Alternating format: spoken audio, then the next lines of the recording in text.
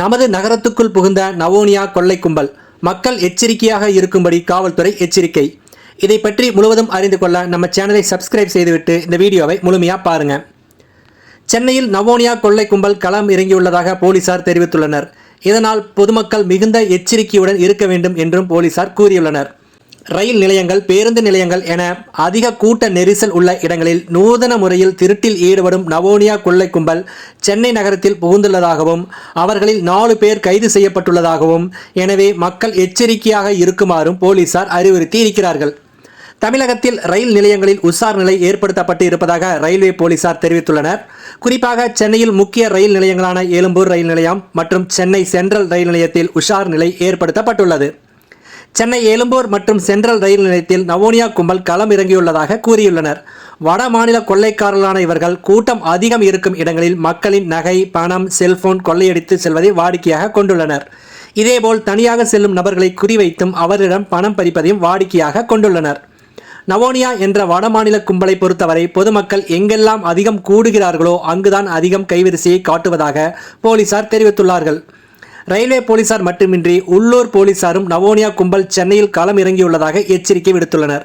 ஜார்க்கண்ட் மற்றும் மேற்கு வங்கத்தை இருப்பிடமாக கொண்டவர்கள் தான் இந்த நவோனியா கொள்ளை கும்பல். மக்கள் அதிகம் கூடும் ரயில் நிலையங்கள், பஸ் நிறுத்தங்கள், பெரிய ஷாப்பிங் கடைகள் ஆகிய இடங்களில் மக்கள் கூட்டம் அதிகமாக இருக்கும் பொழுது திருட்டில் ஈடுபடுகின்றனர். சிறு சிறு குழுவாக பிரிந்து சென்று இந்த திருட்டு சம்பவத்தில் ஈடுபட்டு வருகிறார்கள். திருடிய பொருட்களை உடனே விற்றும் விடுகிறார்கள்.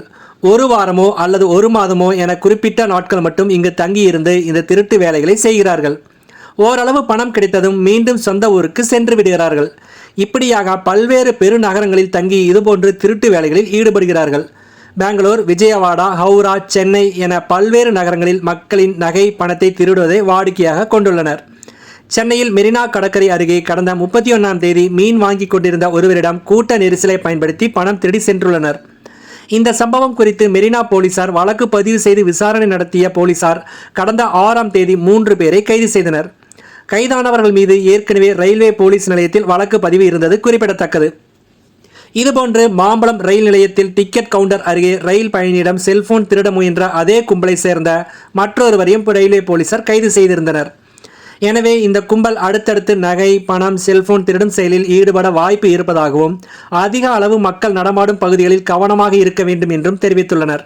நவோனியா கும்பலில் தற்பொழுது வரை 4 பேர் கைது செய்யப்பட்டு இருக்கிறார்கள் என்றும் மக்கள் இந்த கும்பலிடம் எச்சரிக்கையாக இருக்க வேண்டும் என்றும் போலீசார் தெரிவித்துள்ளனர். நன்றி, வணக்கம்.